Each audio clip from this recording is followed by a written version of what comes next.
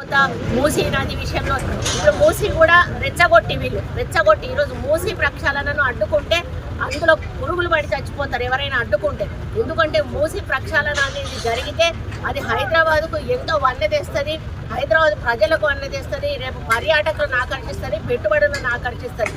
అటువంటి మూసీ ప్రక్షాళనకు పూనుకుంటే వెళ్ళి వాళ్ళని రెచ్చగొట్టి వాళ్ళతోటి మా మైకుల ముందట మాట్లాడిచ్చేసి వాళ్ళ పేడ్ ఛానల్స్ ఏవైతే యూట్యూబ్ ఛానల్స్ ఉన్నాయో ఒక 15-16 ఛానళ్ళని పెట్టుకొని వాటిల్లో వైరల్ చేస్తూ ఆ కార్యక్రమాన్ని చేస్తూ ఉన్నారు.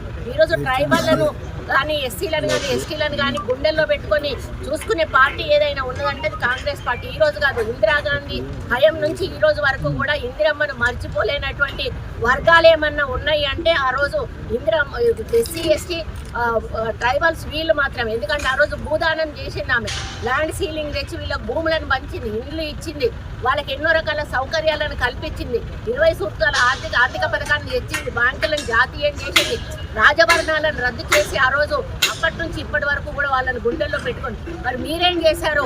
మీరు పోడు భూమిలో ఉన్నటువంటి ట్రైబల్స్ను ఇష్టం ఉన్నట్టుగా లాఠీ చార్జీలు చేసి కనీసం పిల్ల తల్లులను అంటే పాలిచ్చే తల్లులతో సహా అమాయకులను తీసుకుపోయి మీరు జైళ్ళల్లో పెట్టి రోజుల తరబడి పెట్టి మీరు హింసించినటువంటి మీరు ఈరోజు ట్రైబల్స్ గురించి మాట్లాడే హక్కు మీకు లేదు.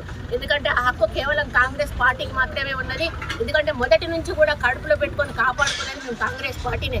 నేను ఒక్కటే విజ్ఞప్తి చేస్తా ఉన్నా, వికారాబాద్ కలెక్టర్ విషయంలో జరిగిన దాడిలో అక్కడ ఉన్న ప్రజలను తప్పుపట్టే అవకాశం ఎక్కడా కూడా లేదు.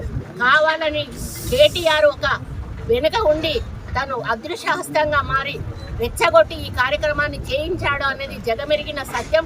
అందులో మీరు పావులైపోయారు. దయచేసి ఇక ముందు బీఆర్ఎస్ వాళ్ళు ఇటువంటి ప్లాన్లు చాలా చేస్తారు. ఎందుకంటే ప్రభుత్వాన్ని ఎదుర్కోవడానికి వాళ్ళకి ఎక్కడా కూడా ఏమీ దొరకనప్పుడు ఏం చేస్తున్నారు, వాళ్ళు క్రియేట్ చేసి దాన్ని సీన్ చేస్తూ ఉన్నారు.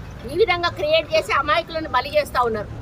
అదేవిధంగా ఈరోజు మరి సురేష్ను మీరు ఎందుకు అప్పచెప్పట్లేదు? ఆ రోజు సురేష్ బాజాప్తా కలెక్టర్ గారిని తీసుకెళ్లిన వ్యక్తి ఆయన.